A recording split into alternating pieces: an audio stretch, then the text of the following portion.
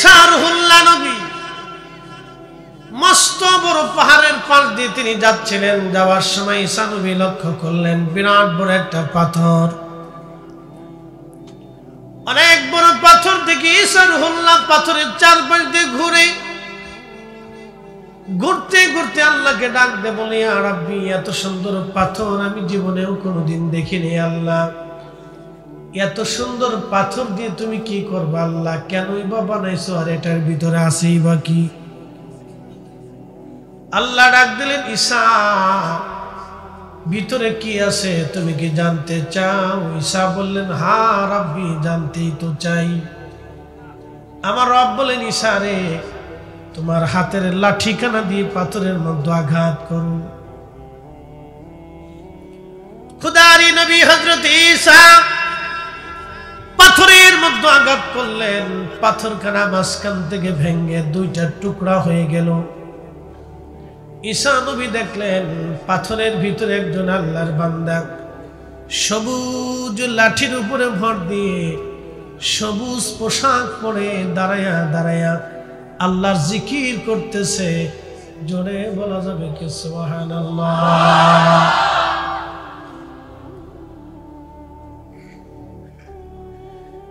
হযরত ঈসা নবী ডাক দিয়ে বলে, আল্লাহর বান্দা, তুমি পাথরের মধ্যে করো কি?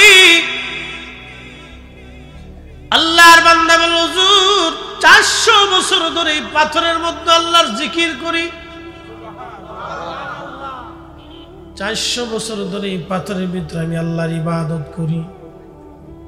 সবুজ লাঠির উপরে ভর দিয়ে সবুজ পোশাক পরিহিত অবস্থায় আল্লাহর বান্দা। মনে রাখবেন, জান্নাতের পোশাক সবুজ। জান্নাতের পোশাক আমাদের ভাইরা সবুজ পোশাক পরলে তো বেদাতি হয়ে যায়। কি কথা কর না কেন? পাগড়ি সবুজ মাথায় দিল বেদাতি বলে, এটা একটু বেদাতি বেদাতি পাগড়ি। সৌদি আরবদেরকে জীবনে দেখছেন ওরা পাগড়ি মাথায় দেয়? দেখছেন? ওরা মাথায় বিড়ে বাঁধে। যদি জিজ্ঞেস করেন কোন হাদিসে তুমি বিড়ে পাইছো, জীবনে একটা হাদিস দেখাইতে পারবে না, কিন্তু মাথায় বিড়ে বাঁধে।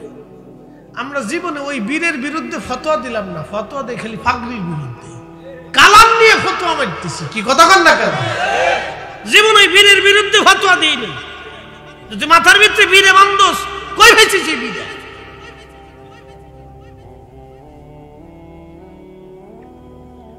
আল্লাহর নবী 3 ধরনের পাগড়ি পরতেন, কালা, সাদা, সবুজ। কালো, সাদা, সবুজ 3 কালারের পাগড়ি আল্লাহর নবীর পছন্দের পাগড়ি ছিল। 3 কোয়ালিটির পাগড়ি নবীজি পরতেন। সবুজ মানেই বেদাত না। হাজিরিন, খুব মনোযোগ দিবেন। আল্লাহর বান্দা সবুজ পাগড়ি পরে, সবুজ পোশাক পরে, সবুজ লাঠির উপরে ভর দিয়ে দাঁড়ায় দাঁড়ায় আল্লাহ জিকির করে। ঈসা নবী বললেন, কত বছর? বলে 400 বছর। ঈসা রুহুল্লাহ ডাক দেখে, রাব্বি, 400 বছর ধরে একজন বান্দা পাথরের ভিতরে তোমার ইবাদত করে। ঈসা আলাইহিস সালাম বললেন, রাব্বি, 400 বছরে তার কোনো গুনাহ নাই, শুধু নেক আর নেক আর নেক আর নেক। আল্লাহ, এই বান্দার জীবনে 400 বছরে কোনো গুনাহ নাই, শুধু নেক আর নেক। রাব্বি, এর চাইতে দামি বান্দা পৃথিবীর মধ্যে আর আসেনি গো আল্লাহ। এর চাইতে শ্রেষ্ঠ, এর চাইতে উত্তম আর কেউ আসেনি। আল্লাহ ডাক দেখে, ঈসা রে, এর চাইতে উত্তম বান্দা পৃথিবীতে আমি পাঠাবো। ঈসা নবী বলেন, আল্লাহ, তারা কারা? আল্লাহ ডাক দেখে, ঈসা রে, তারা আমার আখিরি নবী, আমার বন্ধুর উম্মত। একবার জোরে বলবেন কি মারহাবা? আমরা। জোরে বলেন, কারা? আরো জোরে। জোর হয় না কেন? জোরসে বলো। সুদ খাওয়ার জন্য? জোরে কান, জোরে বলেন, জোরে জোরে, জায়গা মতো একসাথে বলেন, জোরে বলেন। ঘুষ খাওয়ার জন্য? অন্যের জমি মারার জন্য, এতিমের হক নষ্ট করার জন্য না, না, না। এই জন্যই আল্লাহ আমাদেরকে শ্রেষ্ঠত্ব দেন নাই।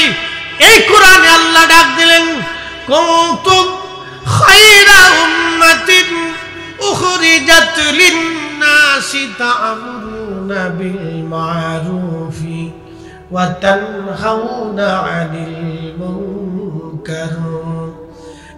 আমার হাবিবের উম্মত, তোমাদেরকে শ্রেষ্ঠত্ব দিয়েছি, সমগ্র জাতি সত্তা থেকে তোমরা শ্রেষ্ঠ। আদম সফিউল্লাহ থেকে ঈসাউল্লাহ পর্যন্ত যত জাতি আসছে, পৃথিবীতে যত বর্ণ সন্ন গোত্র যা কিছু হবে না কেন, যত মাখলুক হবে না কেন, যত মাখলুক হোক না কেন, সব মাখলুক থেকে, সব জাতি সত্তা থেকে তোমরা শ্রেষ্ঠ। আমি আল্লাহ তোমাদেরকে শ্রেষ্ঠ বানাইলাম। একবার জোরে বলা যাবে কি মারহাবা। শ্রেষ্ঠ নবী দিলাম রে। এই যে মুসল্লিরা ওরা দাঁড়ায় রয়েছেন কে? আসেন, আসেন, আসেন, বসে পড়েন, বসে পড়েন, আসেন, আসেন। দাঁড়ায় দাঁড়ায় খেলে টুক টুক টুক টুক করে এদিকে আসো, এদিকে এসো বাবা, সামনে আসো, সামনে চলে এসো, আসো আব্বা, আব্বা সামনে চলে আসো বাবা। লক্ষ্মী, লক্ষ্মী, আসো, আসো, আসো। বসে না, ওই গল্প করতেছে টুক টুক টুক টুক করে। ক্যামেরা কেমনে চলে এটা দেখতেছে কি, ওরা ইঞ্জিনিয়ার হইব।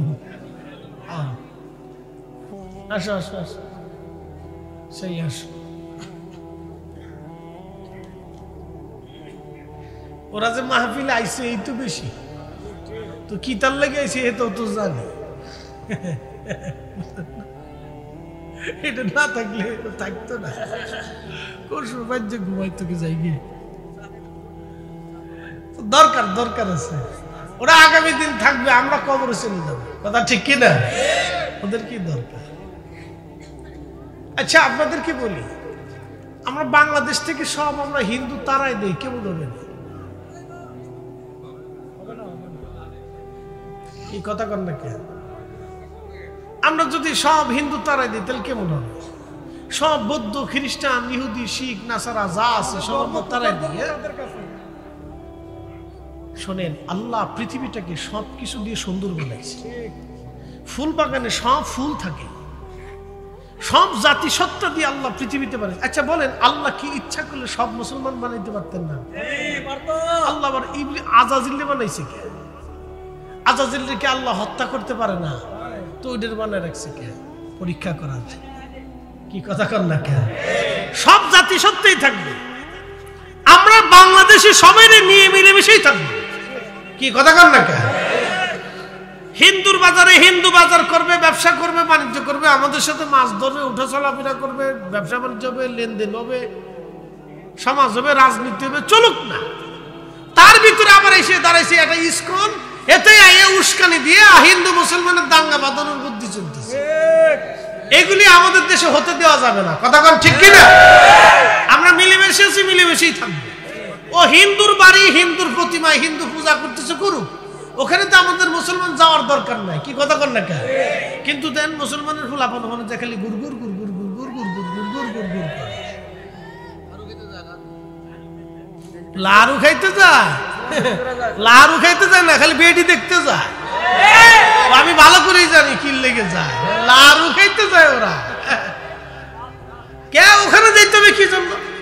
হ্যাঁ, দুর্গা পূজা আমার কাজ কি? জীবনে দেখছেন কোন হিন্দু আইসে আমার ওই জুমার দিনে এসে মসজিদে বইছে? জীবনে দেখছেন? হিন্দু জানে যে মসজিদে আমার কোনো কাজ নাই। আমরা মুসলমান জানি দুর্গা পূজায় পূজা আসনে আমার মুসলমানের কোনো কাজ নাই। কি কথা কর না? ওরা ওদের কাজ করতেছে, করুক, আমরা আমাদেরটা করব। তো মনোযোগ দেন, সারা পৃথিবীটাকে আল্লাহ সবাইকে দিয়ে সুন্দর করে সাজাইছে। আমরাও চাই পৃথিবীটা সুন্দরই থাকুক, কথা ঠিক কিনা? আচ্ছা ধরেন হিন্দুর বাড়িতে যদি আগুন লাগে, তা আপনি মনে হয় কেরোসিন লয়ে যাবেন গা? তখন তো কেরোসিন পাওয়াই যায় না। বাপরে বাপ, সারা বাজার ভরে একটু কেরোসিন পাওয়া যায় না। বাংলাদেশে যদি 7 দিন কারেন্ট না থাকে তাহলে বোঝা যাবে যে কেরোসিন কারে কয়। তো তো কেরোসিন পাওয়া যায় না। হিন্দুর বাড়ি আগুন লাগলে আপনি কেরোসিন নিয়ে যাবেন না, বরং আপনি পানি লয়ে যাবেন। বলে কারণ কি? তারে বাঁচাইতেই হবে। কারণ কি? সে মানুষ হলেও আপনার প্রতিবেশী, আপনার দেশি। প্রিয় মুসলমান, খুব মনোযোগ দিবেন। আল্লাহ আমাদেরকে বললেন সমগ্র জাতি সত্তা সব উম্মত থেকে তোমাদেরকে শ্রেষ্ঠত্ব দান করলাম। এখন বলেন এটা কি আমাদের গুণে না নবীর গুণে? বুঝে গেছে? আমাদের কোনো নিজস্ব গুণ নাই, কোনো গুণ নাই। আল্লাহ আমাদেরকে শ্রেষ্ঠত্ব দিলেন তার রাসূলের গুণে।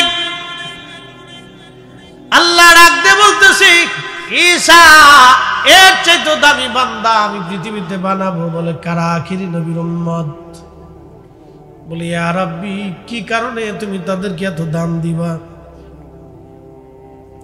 আল্লাহ ডাক দেখে ঈসা রে, আমি আল্লাহ তাদের মধ্যে এমন কিছু কিছু রজনী রাত দিব, এমন কিছু কিছু আমল দিব যেগুলি আমার বান্দা 400 বছর ধরে বিরামহীন যত ইবাদত করেছে এই ইবাদতের চাইতেও দামি হয়ে যাবে।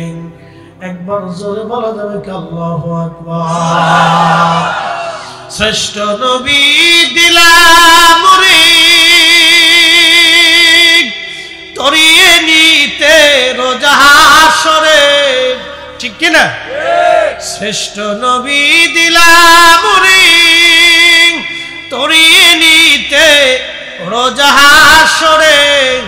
পথ না ভুলি তাই তো দিলে পাক কুরআনের বাণী।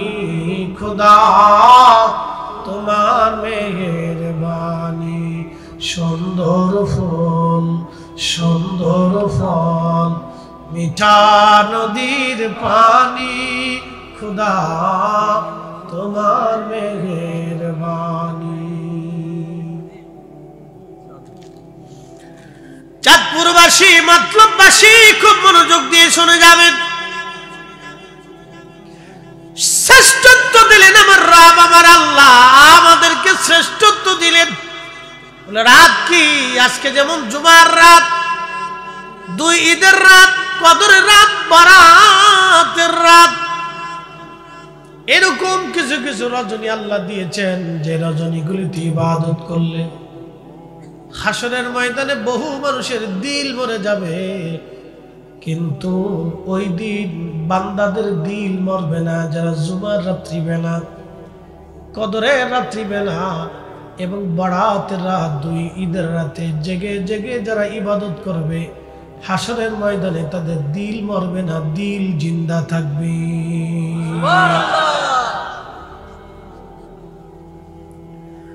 বন্ধু আমার মনোযোগ দিবেন। কালকে জুমা। কালকে কি? জুমা। এই 400 বছরের হিসাব আজকে বলে দিয়ে যাই। একটা হিসাব থেকে আপনাকে কতশো বছরের হিসাব দিয়ে যায়, একটু মনোযোগ দিবেন। কালকে জুমা। এই জুমাটা কোন উম্মতকে আল্লাহ দেন নাই, এটা আমাদেরকে আল্লাহ দিয়েছেন। সুবহানাল্লাহ বলা যাবে না? জুমার দিন সাইয়্যিদুল আইয়াম, দিনের সর্দার। প্রত্যেকটা জুমার দিন মুসলমানদের ঈদের দিন। জোরে বলা যাবে কে মারহাবা। জুমার দিন কিসের দিন? ঈদের দিন। জোরে বলেন জুমার দিন কিসের দিন? ঈদের দিন। প্রত্যেকটা জুমার দিনই মুসলমানদের ঈদের দিন। সুবহানাল্লাহ। আচ্ছা বলেন তো জুমা পাইছি কার কারণে? রাসূলুল্লাহর কারণে। আপনি মুসা নবীর উম্মত হলে জুমা পাইতেন না, আপনি ঈসা নবীর উম্মত হলে জুমা পাইতেন না। এই নবীর উম্মত হওয়ার কারণে জুমা পাইছেন। তাহলে এই ঈদটাও পাইছেন রাসূলের কারণে। কি কথা বলেন না কেন?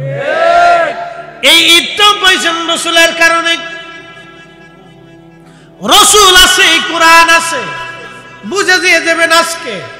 এই যে কোরআনে আল্লাহ যতগুলি 114টি সূরা, 6066টি আয়াত, 30টি প্যারা আল্লাহ কোরআনে দিয়েছেন।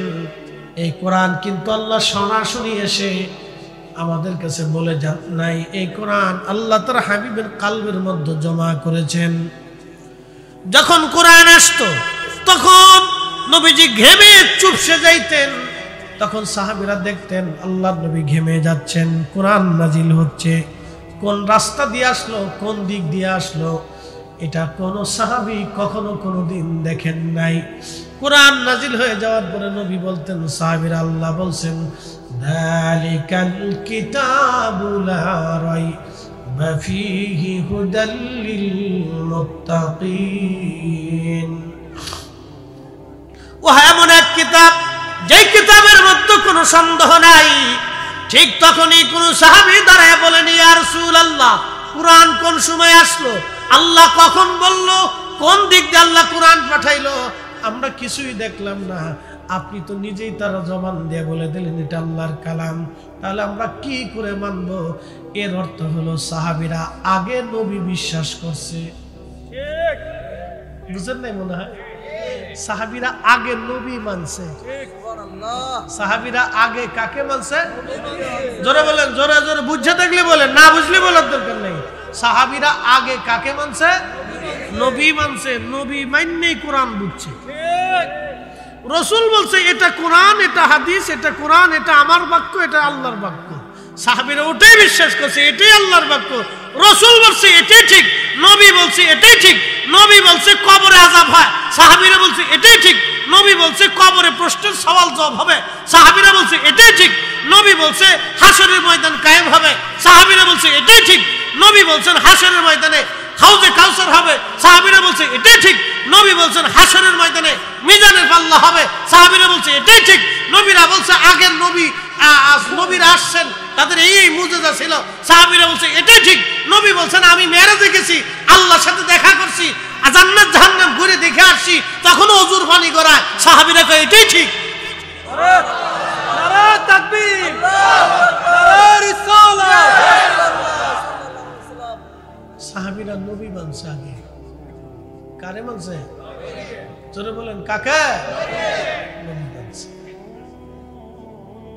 সাহাবীরা আগে নবী মানছে। قل إن كنتم تحبون الله فاتبعوني يحببكم الله।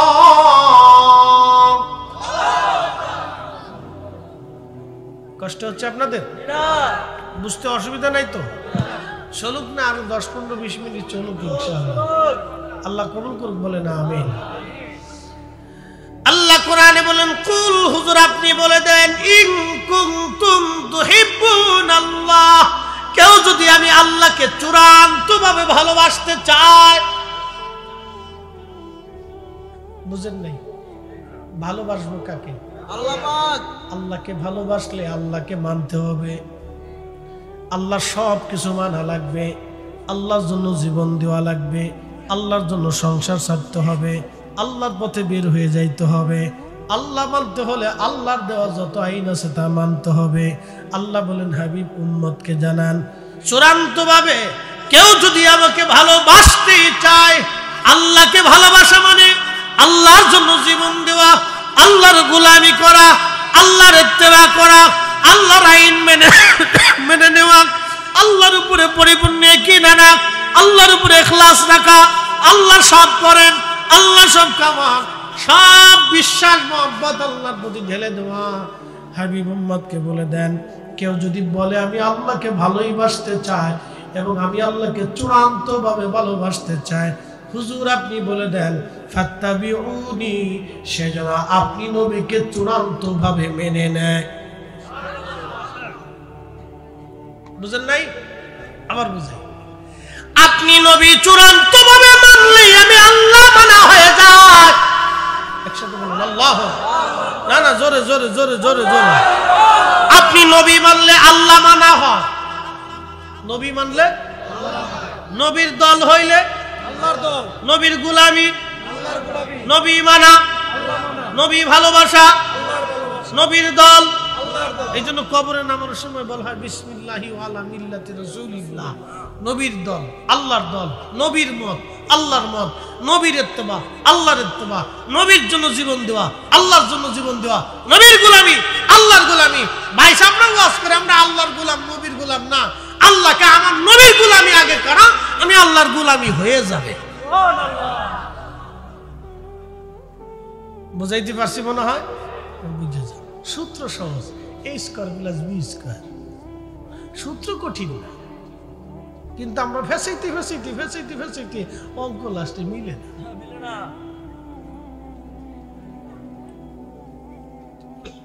সূত্র সহজ, কিন্তু আমরা খালিতে না ফেসাচ্ছি। এখন বলেন দুনিয়া কার? আল্লাহর। সূর্য কার আইন মানে? আল্লাহর। পৃথিবী কার আইন? শীত কার আইনে? না আবহাওয়া দপ্তরের আইনে, যে আজকে এত শীত পড়বে, কালকে এত গরম পড়বে, সূর্য আলো এতটুকু দিবে, তাপমাত্রা এত হবে। আল্লাহর আইনে, तमाम সৃষ্টি আল্লাহর আইনে, तमाम সৃষ্টি আল্লাহর আইনে। আল্লাহর আইনে আল্লাহ কোরআন একটা আইন দিলেন। আইন কি? ওয়ারাফা'না লাকা যিকরাক। হুজুর, আমি আপনার জিকিরকে সমুন্নত করেছি। জিবরাইল এসে গেলেন, বলতেছি ইয়া রাসূলুল্লাহ, আপনি কি জানেন ওয়ারাফা'না লাকা যিকরাক দিয়ে আল্লাহ কি বুঝাইছে? আল্লাহর নবী বললেন আল্লাহু আলাম, আল্লাহ ভালো জানে। জিবরাইল বললেন হুজুর, আল্লাহ আমাকে তাফসীর করে পাঠিয়েছেন, আল্লাহ জানিয়ে দিয়েছেন ইজা যুকিরতু যুকিরতা মাই।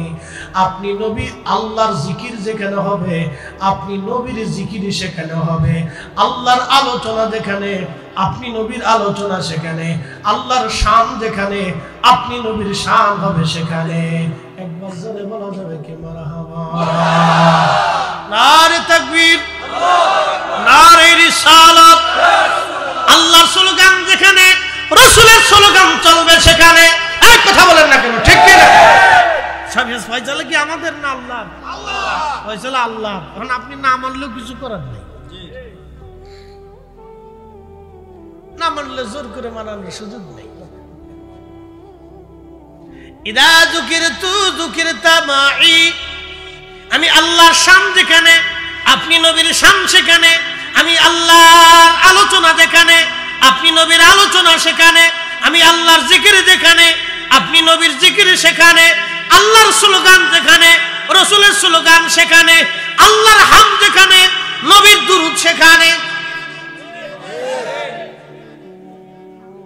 কথা বুঝাইতে পারছি আপনাদেরকে? হ্যাঁ, বুঝে যাবে। আমাদেরকে আল্লাহ 70 গুণ দাম দিছে। কত গুণ? একসাথে বলেন, কত গুণ? 70 গুণ দাম আল্লাহ দিছে। এই দাম আল্লাহ আমরার কারণে দিছে না, আমাদের রাসূলের কারণে দিছে। বুঝাইতে পারছি আপনাদেরকে? মনে মনে ভাইবেন না যে আমি নামাজ পড়ছি, তাহাজ্জুদ পড়ছি, বিরাট বুজুর্গ হয়ে গেছি। এটা ভাইবেন না যে আমি হজ করে আইছি, কাবা শরীফে আমি প্রত্যেক ওয়াক্ত নামাজ পড়ছি, কাবা ঘর ধরে সুমা দিছি, হাউজে কাউসারের পানি পান করছি, সাফা মারওয়াতে দোয়া করছি, কাবা ঘর ধরে আল্লাহর কাছে কাঁদছি। আপনি এলাকায় এসে বিরাট গল্প করতেছেন, কাবা ঘর ধরে কাঁদছি, হাজরে আসওয়াদে ঠেলি সুমা দিছি। আপনি যতই ফেসাল পারেন, শোনেন, এই হজটাও রাসূলের কারণেই পাইছেন, এই কাবাটাও নবীর কারণে পাইছেন, এজরে হাজরা আসওয়াদটাও নবীর কারণে পাইছেন। কাবা ঘর ধরে দোয়া করলে আল্লাহ মাফ করে, এটাও রাসূলের কারণে পাইছেন। আল্লাহু আকবার। সিন্নি খাইছেন, মোল্লা চিনেন নাই? সিন্নি খাইছেন, মোল্লা চিনেন নাই? এটাও রাসূলের কারণে পাইছেন।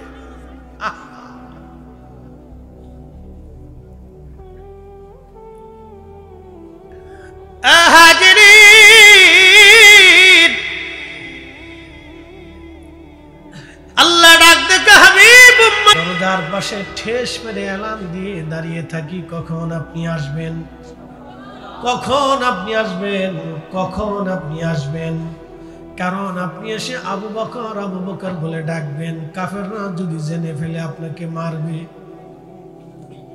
কষ্ট দিবে। হুজুর, আমি আবু বকর আপনার অপেক্ষায় সারা রাত দাঁড়িয়ে থাকি, আপনি কখন আসবেন? ইয়া রাসূলুল্লাহ, আপনি বলার পর থেকে বহু রজনী, একটা রাতের জন্য আমি বিছনায় পিঠ লাগাই নাই, দরজার সঙ্গে আমি হেলান দিয়ে দাঁড়ায় থাকি। নবীজি বললেন, আয়েশা রে, এই রাতের ভালোবাসাটা আল্লাহর কাছে এতই ভালো লাগলো, তামাম উম্মতের নেক যদি এক পাল্লায় দেওয়া হয়, আমার আবু বকর এই রাত আমাকে ভালোবেসে দাঁড়িয়েছিল, এই রাতের নেক আর এক পাল্লায় দিলে আমার আবু বকরের নেকের ওজনের সমান হবে না। প্রশ্ন করি, জবাব দিবেন, আবু বকর ভালোবাসে আগে নবীকে। কি কথা বলেন, ঠিক কিনা? রাসূলের জন্য দাঁড়িয়েছিলেন। আবু বকর জানতেন রাসূল খুশি, আল্লাহ খুশি, নবী মানা আল্লাহ মানা, নবী রাজি আল্লাহ রাজি। আল্লামা ডক্টর ইকবাল এই জন্য বলেছিলেন, कैफा तूने मोहम्मद से तू हम तेरे ये जांच जी किया लहो कौन तेरे। তুমি যদি নবীর গোলাম হও, কুল কায়নাত তোমার গোলাম হয়ে যাবে। তুমি রাসূলের পক্ষ যদি নাও, কুল কায়নাত তোমার পক্ষ হবে। আমরা জীবন যত সময়, ডিমের কথা কই লাভ নাই, সুযোগ পাইলি তো এখন আমরা দেশের সিন্ডিকেট আলারা নিজেরাই ডিম পারে। কথা বুঝেন না মনে হয়? হ্যাঁ, নিজেরাই ডিম পারে, না ডিমই নাই বলে দেশে। কত বড় সুরা, অথচ ফ্রিজিং এর ভিতরে ভরে থুয়ে দিচ্ছে, দেশে বলে ডিমই নাই। তার মানে সমস্ত মুরগা হরতাল ডাক দিছে, কোনো মুরগাই ডিম পারে না, বুঝছেন? কত বড় সিটার এই দেশে, জানেন? রাতারাতি শত শত কোটি টাকার মালিক হয়ে যাচ্ছে, শত শত কোটি টাকার মালিক হয়ে সিন্ডিকেট আলাদা রাতারাতি। বুঝতে পারছেন? প্রত্যেকদিন 18 কোটি ডিম না হলেও তো 10 কোটি ডিম তো লাগে। 10 কোটি বাদ দিলাম, 5 কোটি ডিম লাগে। যদি 5 কোটির থেকে 1 টাকা করেও বেশি নেয়, তাহলে 5 কোটি টাকা চলে গেল। এরকম মাসে গেলে কত কোটি টাকা চলে গেল, বুঝতে পারছেন? শত শত কোটি টাকা এইভাবে সিন্ডিকেট আলাদা করে। তো ওই সময় মনে করেন যে আরো কঠিন হয়ে যাবে, তখন তো ডিম দেশে থাকবেই না, মুরগিও থাকতো না, এই অবস্থা আর কি। তো সারা মদিনাতে দুর্ভিক্ষ লাগছে, টাকা পয়সা আছে কিন্তু খাবার দাবার, বহির্বিশ্ব থেকে কোন দলও বণিক দলও আসে না। তো প্রিয় নবীজি জুমার দিনে খুতবা দিচ্ছেন, নসিহত করতেছেন। ঠিক এমন সময় এক বণিক দল সিরিয়ার থেকে আসছে মদিনার বাজারে।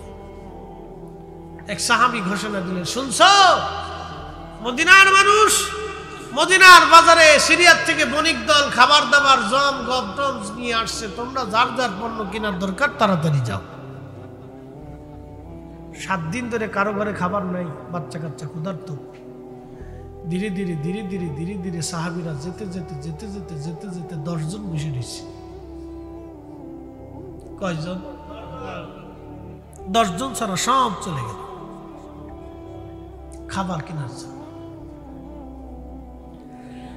এই 10 জন সামনে খুতবা শেষ, নবী বললেন, আবু বকর ফিল জান্নাতি, ওমর ফিল জান্নাতি, উসমান ফিল জান্নাতি, আলী ফিল জান্নাতি, তালহা ফিল জান্নাতি, জুবাইর ফিল জান্নাতি, আব্দুর রহমান ইবনে আওফ ফিল জান্নাতি, সাদ বিন আবি ওয়াক্কাস ফিল জান্নাতি, আবু উবাইদ ইবনে জাররাহ ফিল জান্নাতি, সাঈদ ইবনে জুবাইর ফিল জান্নাতি।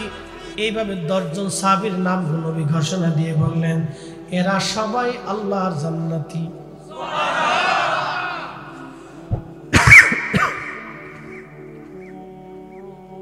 আল্লাহ কোরআনের আয়াত নাযিল করলেন, ইয়া আইয়ুহাল্লাযীনা আমানু ইযা নুদিয়া লিস-সালাতি মিন ইয়াউমিল জুমআ।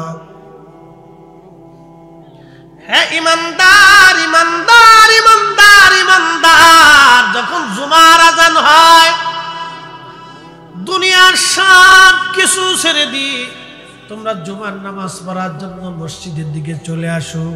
ফাসাউ ইলা যিকিরিল্লাহি ওয়া যারুল বাই'আ, তোমরা বেচা বিক্রি ছেড়ে দাও, ব্যবসা বাণিজ্য ছেড়ে দাও, লেনদেন ছেড়ে দাও, সব কিছু ছেড়ে দিয়ে তোমরা আল্লাহর ঘরের দিকে ধাবিত হয়ে যাও। তোমরা আল্লাহর ঘরের দিকে আল্লাহর স্মরণের জন্য চলে আসো, সব কিছু তোমরা ছেড়ে দাও।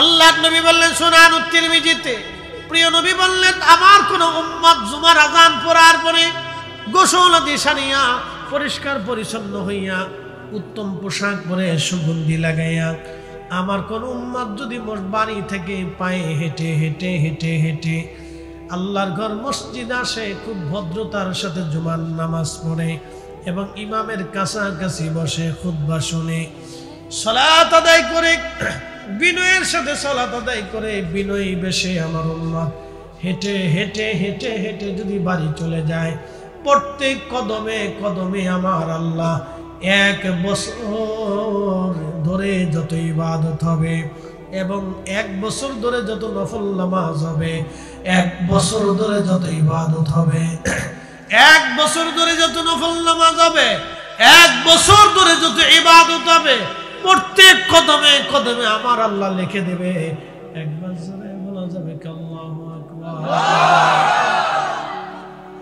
প্রত্যেক কদমে কয় বছর? জোরে বলেন, প্রত্যেক কদমে কয় বছর? ঈসা নবীর উম্মত আমল করছে কতশো বছর? জোরে বলেন। এরকম অনেক মুসল্লির বাড়ি আছে, বাড়ি থেকে মসজিদে যাইতে 400 কদম পার হয়। কি কথা কন না কা? কত কদম? তাহলে 400 কদমে কত বছর? একসাথে বলেন, একসাথে জোরে জোরে জোরে। এই ঘুমাই কিরা, ঘুমাই কিরা, ঘুম আসতে জিম দেওয়া যাবে না। নারে তাকবীর, না জোরে বলেন নারে তাকবীর, হাত উঁচু করে বলেন নারে রিসালাত। এই মর্যাদা কি আমাদের গুণে না নবীর গুণে? এই তো বুঝে গেছে, বুঝে গেছে। বোঝা কঠিন, বোঝাটা কঠিন, সহজ সহজ। মসজিদে যাইতে 400, আসতে 400, কত হইল? এইরকম জীবনে জুমা কতটি গেল? ঈসা নবীর উম্মত সারা 400 বছরে যা করছে, আপনি 1 জুমাতে তার চাইতে বেশি হয়েছে। একসাথে বলেন আল্লাহু আকবার। আমাদের গুণে না নবীর গুণে? সিন্নি খাইছেন, মোল্লা চিনেন নাই। এই জন্য শরফুল মাকিন ওয়া শরফুল মাকান, শরফুল মাকান ওয়া শরফুল মাকিন। আহা, কিছু জায়গার কারণে মানুষের দাম বাড়ে, কিছু মানুষের কারণে জায়গার দাম বাড়ে, কিছু জায়গার কারণে মানুষের দাম বাড়ে। আমার রসুলের কারণে আমাদের দাম বেড়ে গেল। অতএব জীবন থাকা অবস্থায় ওই নবীর ইজ্জত আমরা দিয়ে যাব। কথা কম না কেন? এই যে হুজুরা ঘুমাইছেনি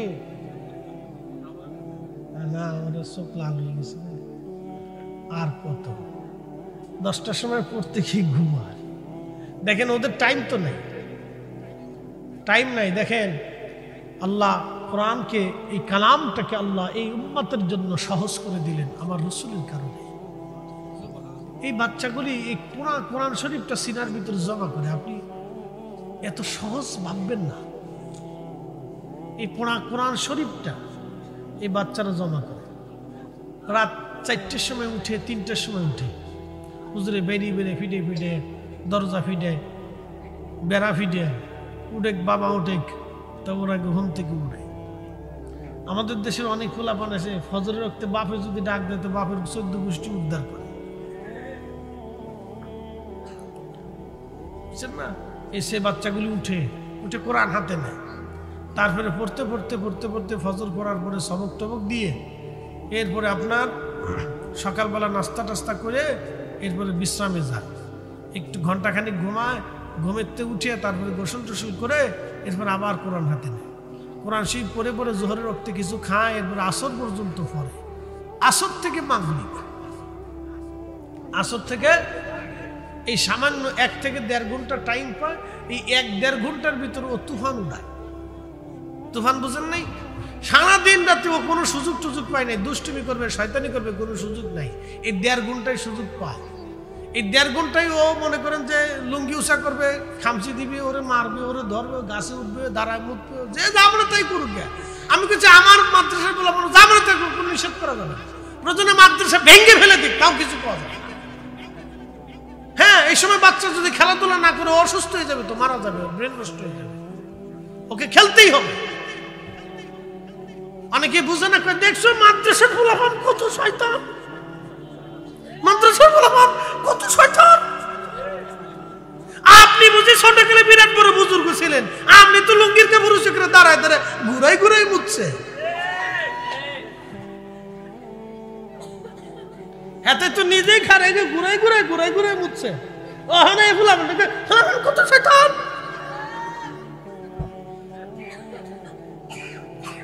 অসুস্থ হয়ে যাবে, ওকে খেলতে দিতেই হবে। ওকে খেলতে, আপনি একটা না আপনার ছেলের, শুধু ছেলে আপনার ছোট্ট বাচ্চাটা শুধু পড়াইতে থাকেন, একটা না 7 দিন পড়ান, দেখবেন 7 দিন পরে একদম হয়ে যাবে। আমার এক মুসল্লি একদিন এক হুজুর দোয়া করে, কি দোয়া করবো, আমার ছেলেটা পাগল হয়ে গেছে। ছেলে পাগল হয়েছে, বয়স কত? 5-6 বছর। আমাকে 5-6 বছর একটা বাচ্চা পাগল হয়ে গেল, কারণ কি? রোগ টোগ হয়েছে, অ্যাক্সিডেন্ট কি হয়েছে? হুজুর মোবাইল টিপতে টিপতে পাগল হয়েছে। আমি বললাম এতটুকুন বাচ্চার হাতে মোবাইল দিছে কে? আমার বউ দিছে। ওকে বউরে ফিটাইতে হবে জুতা দিয়ে, আপনারও জুতা দিয়ে ফিটাইতে হবে। দুয়া চাইতেছে, বাচ্চা নিজের হাতে পাগল বানে, এখন দুয়া চাইতেছে। আমি বললাম এতটুকুন বাচ্চারে মোবাইল দিচ্ছেন, লজ্জা করেন আপনার? আপনি এখন দোয়া চাইতেছেন? কোন বাচ্চা কাচ্চার হাতে মোবাইল দেওয়া যাবে?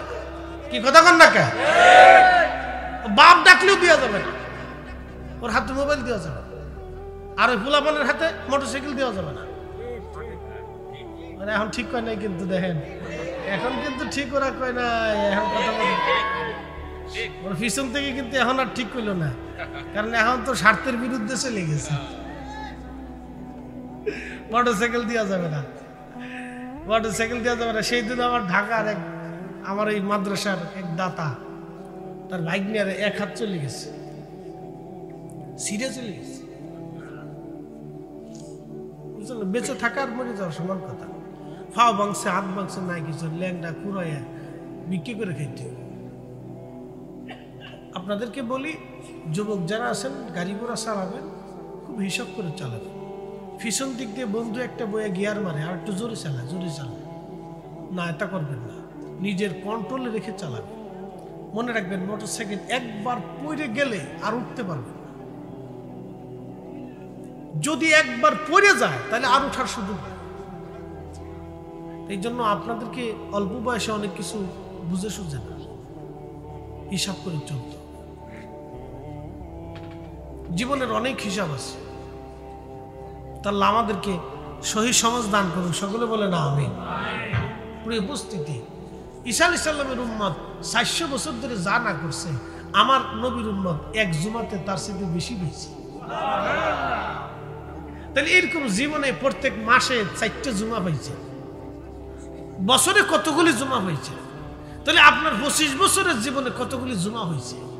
এই জুমাতে কত হেঁটে হেঁটে আপনি মসজিদে গেছেন? শুধু হাঁটার সবই এটা, বাকিটা বলি নেই। ঈসা আলাইহিস সালাম ডাক দেখে, আল্লাহ তাইলে আবার ওই নবীর উম্মত বানাই দাও। আরো জোরে জোরে জোরে জোরে জোরে, আল্লাহ আবার ওই নবীর উম্মত বানাও, আল্লাহ আবার ওই নবীর উম্মত বানাও। প্রত্যেক দুয়াতেই খালি আল্লাহ আবার ওই নবীর উম্মত বানাও। আল্লাহ কয়, শেষ পর্যন্ত আল্লাহ বললেন, ঈসা আলাইহিস সালাম তোমার এই নবীর উম্মতই বানাই দিলাম।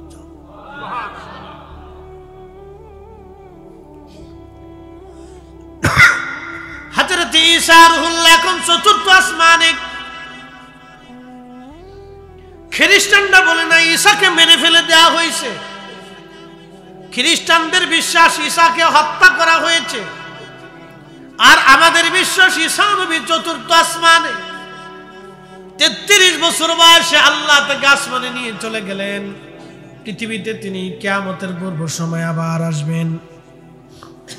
বর্তমান ফিলিস্তিনের কোন এক মসজিদে, সাদা গম্বুজওয়ালা মসজিদে হযরত ঈসা রূহুল্লাহ ফেরেশতাদের কাঁধে ভর দিয়ে তিনি নামবেন। তখন ইমাম মাহদী আলাইহিস সালাতু ওয়াস সালাম হেরেমে মক্কাতুল মুকাররমা তিনি আত্মপ্রকাশ হবে। এটুক যাই না যান, এখানেও কত ইজ্জত, খালি বুঝে যান, এখানে বুঝার আছে। হযরত ইমাম মাহদী 40 বছর ধরে আরবের মরুভূমির ভিতরে উট, দুম্বা, ছাগল, ভেড়া চড়াবেন। পৃথিবীর কোন শিক্ষক মাদ্রাসা, মক্তবে, ইউনিভার্সিটি, কলেজে, স্কুলে লেখাপড়া করবেন না। একটা বিদ্যাও তিনি কারো কাছ থেকে শিখবেন না। শুধু 40 বছর উট দুম্বা ছাগল ভেড়া চড়াইতে থাকবেন। 40 বছর যখন শেষ হয়ে যাবে, 40 বছর যেই দিন সন্ধ্যা নেমে যাবে, সেই রাত্রিবেলা আমার আল্লাহ হযরত ইমাম মাহদী আলাইহিস সালামের কলবের ভিতরে আল্লাহর জগতের যত ইলম আছে আমার আল্লাহ তার কলবের মধ্যে ঢেলে দিবেন। ঘুমাইছে? একটু হাত লাড়াচাড়া দেন তো।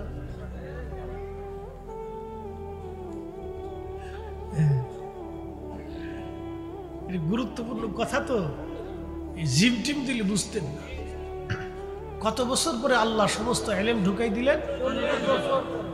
হযরত ইমাম মাহদীর নাম হবে মুহাম্মদ, বাবার নাম হবে আব্দুল্লাহ। নসল আল্লাহর নবীর দৌহিত্র হাসানি হুসাইনি, সরাসরি হাসানি হুসাইনি, সরাসরি হাসানি হুসাইনি। আমাদের দেশে অনেকে আওলাদের রাসূল দাবি করতে পারেন, কিন্তু অরিজিনাল কিনা আমি জানি না। হযরত ইমাম মাহদী সরাসরি হাসানি হুসাইনি, সরাসরি হাসানি হুসাইনি। পবিত্র রক্ত ইমাম হাসান হুসাইনের রক্তে তিনি আসবেন। মা এবং বাবা হাসানি হুসাইনি রক্তের মাধ্যমে মাহদী আসবে। আল্লাহর নবী বললেন, ফাতেমা তোমার দুইটা বেটা হাসান হুসাইনের রক্ত ধারায় পৃথিবীর শেষ প্রান্তে আমার একজন উম্মত পৃথিবীতে আসবে। তার নাম হবে আমার নামে মুহাম্মদ, বাবার নাম আব্দুল্লাহ হবে। আমি যেইভাবে খোদার জমিনে খোদার কালেমা প্রতিষ্ঠিত করেছি, আমার সেই মাহদী ওইভাবে খোদার জমিনে খোদার দ্বীন প্রতিষ্ঠিত করবে। একবার জোরে বলা যাবে আল্লাহু আকবার।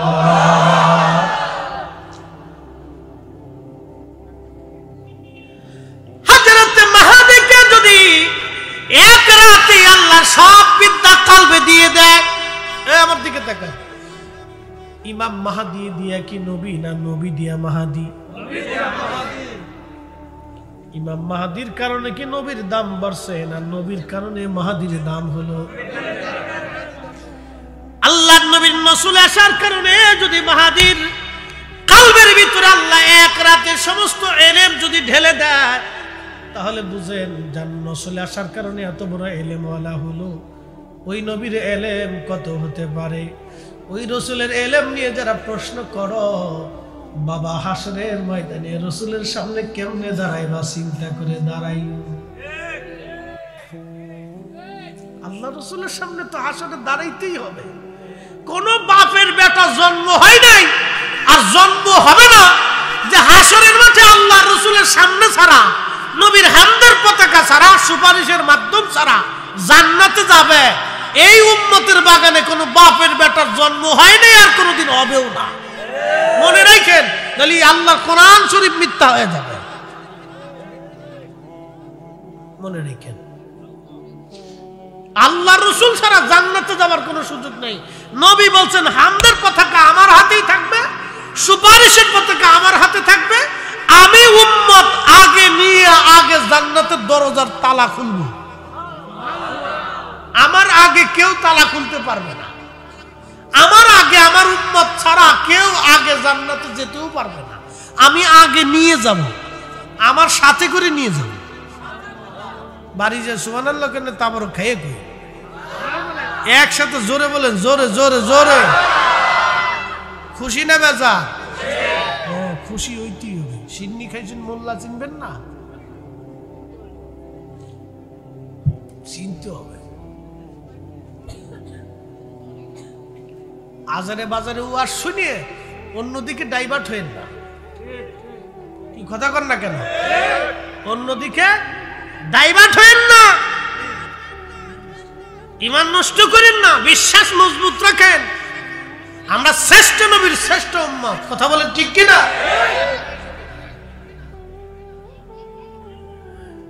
ষাট নালবাসী খুব মনোযোগ দিবেন। কয় নল?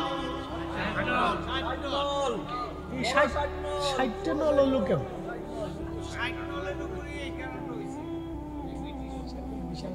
ব্রিটিশটা আসলে সিটার আছে। অনেক বড় সিটার। আপনি বাংলাদেশের ম্যাপ দেখলে বুঝবেন যে কত বড় সিটার। বাপরে বাপ, হিন্দে ঢুকাই এই কোনার দিয়ে ঢুকে আবার ওই কোনাত লেগে গেছে, ওই কোনার দিয়ে ঢুকে আবার ওই কোনা থামদাইছে।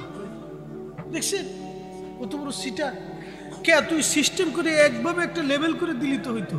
যত বাংলা আছে কলকাতা দিয়ে, এই আসাম দিয়ে, ত্রিপুরা দিয়ে, মিজোরাম দিয়ে, এরপরে আরো যত বাংলা আছে সব বাংলা ভাষীদেরকে একটা তালিকার ভিতরে লেভেল করে দিয়ে দিলে কিন্তু পারত। মেঘালয় দিয়ে কি কথা কর না, কে সিস্টেম করে একবারে লেভেল করে দিলেও পারতো। এখন তো অদূর নিয়ে এসে আবার অদূর চলে গেছে। হাজির কোথাকার ওরে সিটার, ও জানে যে এইভাবে করে থুয়ে গেলে সারা জীবন ওরা মারামারি করবে। মারাত্মক সিটার আছে, বিশ্ব সিটার। এখনো সারা পৃথিবীতে বিশ্বযুদ্ধ বাঁধানোর জন্য সিটারি করতেছে। দেখেন সারা ওয়ার্ল্ড বিশ্বযুদ্ধ বাঁধানোর জন্য সিটারি করে বেড়াইতেছে।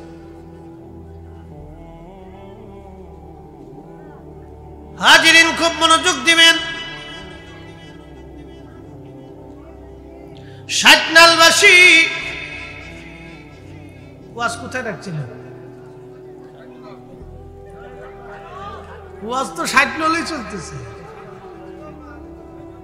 ইমাম মাহাদি তো জায়গা মতো হয়েছে, এত কিছু মনে থাকে আমরা ভুলে যাই না। ওয়াজ তো 60 নলে চলতেছে, 70 নল তো আর আসে নাই। নল 60টি, বাগে যেটা পাইছেন এটি বরাতে আছে, উপরে আর নাই, 60টি পাবে। 60 নলবাসী মনোযোগ দিবেন। হযরতে ইমাম মাহদী আলাইহিস সালাতু ওয়াস সালাম হেরেমে দাঁড়িয়ে থাকবেন। ঈসা রূহুল্লাহ আলাইহিস সালাম আসমান থেকে নামবেন সিরিয়াতে, ফিলিস্তিনে। ঈসা নবী ফিলিস্তিন থেকে রওনা দিবেন, তিনি ওইখান থেকে রওনা দিয়ে হেরেমের দিকে আসতে থাকবেন। ইমাম মাহদী আলাইহিস সালাম নামাজে রক্ত হবে, ঠিক তখনই হযরত ঈসা রূহুল্লাহ তিনি হেরেমে প্রবেশ করবেন। ইমাম মাহদী হেরেমে আল্লাহর কাবার সামনে দাঁড়াবেন নামাজ পড়ানোর জন্য, তিনি ইমাম হবেন। ইমামের মুসল্লায় দাঁড়ানো হযরত ঈসা রূহুল্লাহ তিনি আসবেন। ইমাম মাহদী ইমামের মুসল্লা থেকে সরে এসে বলবেন, হুজুর আপনি যেহেতু আসছেন, আপনি আল্লাহর নবী, আল্লাহর জলিল কদর রাসূল ছিলেন, এই উম্মত হয়ে আপনি দুনিয়াতে আসছেন, অতএব আপনি আজকে হেরেমে নামাজ পড়াবেন। ইমাম মাহদী এই প্রস্তাব দেওয়ার পরে ঈসা রূহুল্লাহ বলবেন, ইমাম মাহদী আমি ইমাম হওয়ার জন্য, এই উম্মতের ইমাম হওয়ার জন্য আসি নাই, এই উম্মতের পিছনে নামাজ পড়ার জন্য আমি আসছি।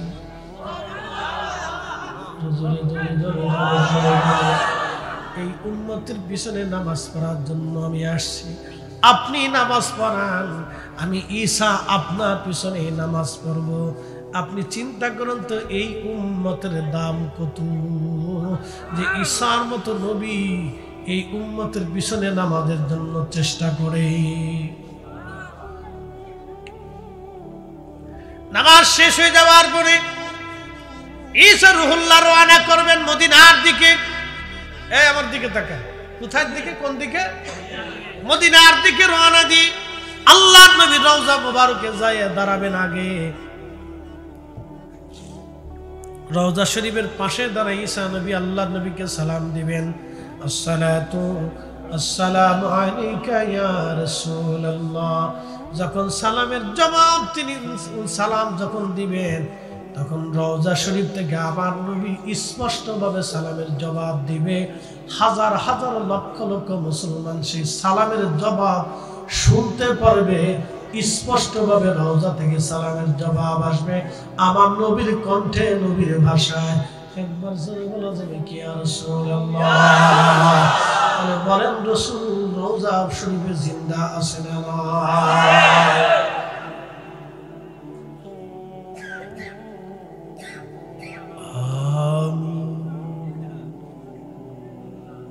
আছে না?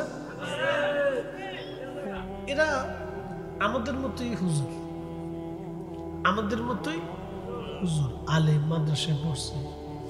এদের সাথে আমাদের কিন্তু এই আমিন নিয়ে ঝগড়া না। মূলত তাদের সাথে আমাদের ঝগড়া হলো আকীদা নিয়ে। তারা বলে হলো আল্লাহ রসুলের আব্বা আম্মা দুইজন কাফের ছিল, তারা জাহান্নামে চলে গেছে। কি বুঝলেন আপনারা? নবীজির আব্বা আম্মারে কাফের আর জাহান্নামী বানাইয়া এরা জান্নাত খুঁজতেছে। শয়তানে হাসে আর কে, ওরে চাচা তোমার মতো বলদ আমি জীবনে কোনোদিন দেখি নাই। আমি শয়তানও যা কল্পনা করি নেই, তুমি তার সাথে বেশি কল্পনা করছো। আল্লাহ রসুলের আব্বা আম্মারে জাহান্নামী বানাইয়া তুমি জান্নাতে যেতে চাইতেছো। বাপরে বাপ, তুই তো আমার সাথে বড় শয়তান। চিন্তা করেন আপনি। আচ্ছা ধরেন আপনারা আমার কাছে আইসে, এখানে একজন হেন আইসে বসে বলতেছেন হুজুর আপনার বাপে গরু চোর।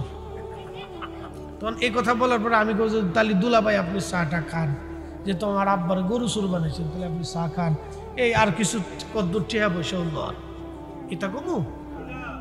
আচ্ছা আপনি রাস্তা দিয়ে হেঁটে যাচ্ছেন, এমন সময় যদি আপনার মাকে কেউ গালি দেন, আপনি মেনে নিবেন? কেউ মানবে। আপনার মা যদি খারাপও হয় তাও আপনার কলিজার ভিতর দাউ দাউ করে জ্বলে উঠবে। কথা ঠিক কিনা? কারণ কি? আপনি আপনার মাকে ভালোবাসেন। মাকে কি করেন? আপনি বুঝেন আল্লাহর নবী তার মায়ের রেহেমের ভিতরে ছিলেন। রসুল পাক। রসুল কি? নবী পাক, মুশরিকরা নাপাক। ইন্নামাল মুশরিকুনা নাজাসুন।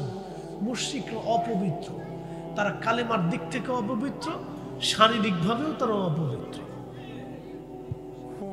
তো কোন মুশরিকের পেটের ভিতরে আল্লাহ তার রসুল পাক নবীকে এই পাঠান। কথা মনে হয় অল্পতেই বুঝাইতে পারছি, বুঝে যাবে। তো ওদের সাথে কিন্তু আমাদের আমিন নিয়ে ঝগড়া না, ওদের সাথে ঝগড়া হচ্ছে বিশ্বাস নিয়ে, আকীদা নিয়ে। কি কথা কন না কেন? তাদের সাথে ঝগড়া হচ্ছে আমাদের বিশ্বাস নিয়ে। এরাই আবার ফতোয়া কি দেয় জানেন?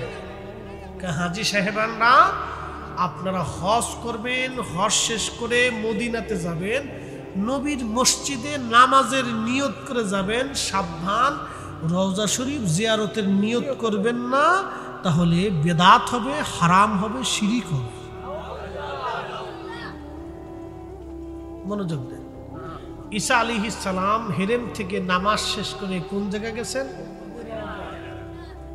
আল্লামা ইমাম হাকিম মুস্তাদরিক হাকিম লিসহিহাইনের মধ্যে বলতেছেন তিনি মসজিদে নববীতে নামাজ পড়বেন না, আগে চলে যায় নবীকে সালাম দিবেন। তাহলে আগে কি মসজিদে না নবীর দরজায়? এই ঘুমাবেন না, জোরে বলেন, মসজিদে না নবীর দরজায়? আচ্ছা আরো বুঝাইতেছি। হেরেমে 1 রাকাত নামাজ যদি পড়েন তাহলে 1 লক্ষ রাকাতের সওয়াব। একসাথে বলবেন সুবহানাল্লাহ। কাবা শরীফে, কোন জায়গা? কাবা শরীফে 1 রাকাত নামাজ পড়লে 1 লক্ষ রাকাতের সওয়াব।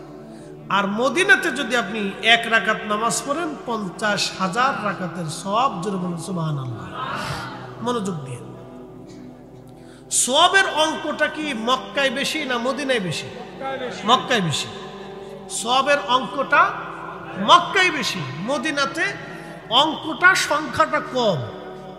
এখন আপনাদেরকে বুঝাই, কেউ যদি নবীর মসজিদে নামাজের নিয়ত করে যাওয়া যায় সওয়াবের জন্য, তাহলে আমি মদিনায় যাব কেন? আমি তো মক্কায় থাকি, 1 রাকাতে 1 লক্ষ পাইতেছি। লাভের অংশটা তো মক্কাতে বেশি, মদিনাতে তো আমার দরকার নাই।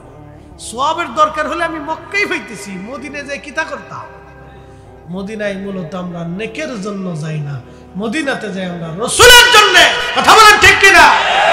যাকে দিয়ে ঈমান পাইছি, নেক পাইছি, কুরআন পাইছি, এই আখিরাত বুঝছি, ক্ষমা পাবো, দিন পাইলাম, সব পাইলাম, যাকে দিয়ে আমি তার কদমে হাজিরা দেওয়ার জন্য যাচ্ছি। কথা ঠিক কিনা?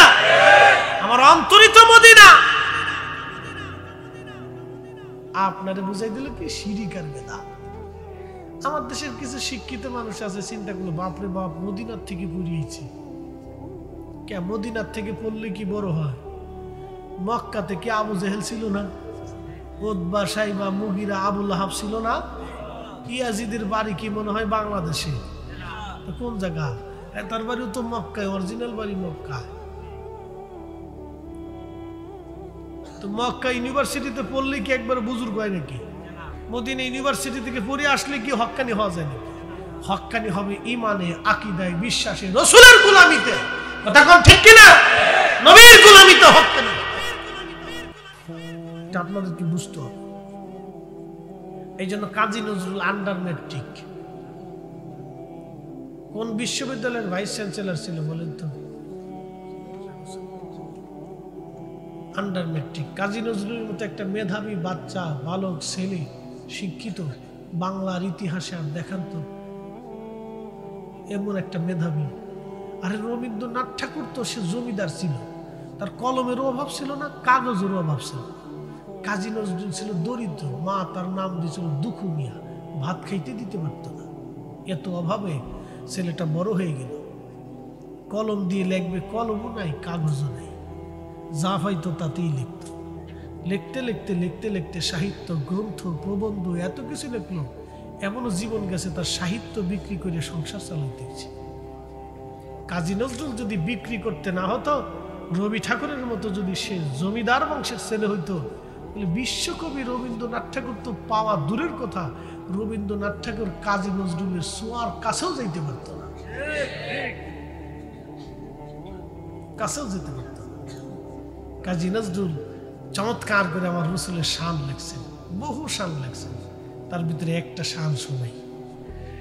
আল্লাহকে যে পাইতে চায়, হযরতকে ভালোবেসে, আল্লাহকে যে পাইতে চায়, হযরতকে ভালোবেসে, আরশ কুরসি লৌহ কলম না চাহিতেই পেয়েছে সে। ঠিক কিনা? আরো লেখছে, আমি যদি আরব হতাম, মদিনারি পথ, সেই পথ দিয়ে হেঁটে যাইতেন নূর নবী হযরত, নূর নবী হযরত। এইভাবে একটা না, দুইটা না, বহু লেখছে। মুহাম্মাদের নাম জপেছিলি, বুলবুলি তুই আগে, মুহাম্মাদের নাম জপেছিলি, বুলবুলি তুই আগে। তাই কিরে তোর কণ্ঠের গান, তাই কিরে তোর কণ্ঠের গান এমন মধুর লাগে, মুহাম্মাদের নাম জপেছিলি, বুলবুলি তুই আগে। একসাথে বলবেন না মারহাবা? ছন্দগুলি দেখছেন কি চমৎকার ছন্দমালা।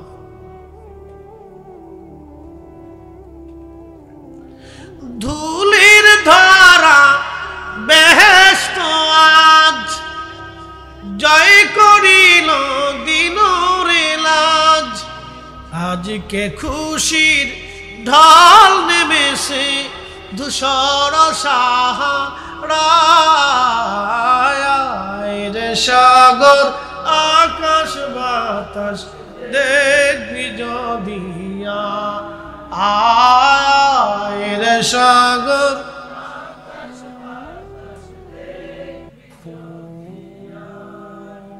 এইভাবে একটার পর একটা, একটার পর একটা লেখছে। এই জন্য ইশকে রসুলের জন্য দলিল লাগে না, এটা অন্তর লাগে। রসুলের পক্ষে থাকার জন্য হাজার দলিল লাগে না। হযরত বেলালের মতো মোহাব্বতের দিল লাগে, ঠিক কিনা? ওয়াসাল করেনি, জীবনে কি রসুল দেখছে? নবীজির দর্শে বসে একটা হাদিসও শুনছে? শুনে নাই। ওনার বাড়ি ছিল সুদূর ইয়ামানের পান অঞ্চলে, এক দুর্ভেদ্য জায়গাতে। তৎকালীন সময়ে এই আধুনিকতার কোনোই ছোঁয়া ছিল না। হযরত ওয়াস আল কারনী সেইখান থেকে শুনে মোহাব্বত করে ভালোবেসে নিজের দিলটাকে রসুলের জন্য উজাড় করে দিলেন।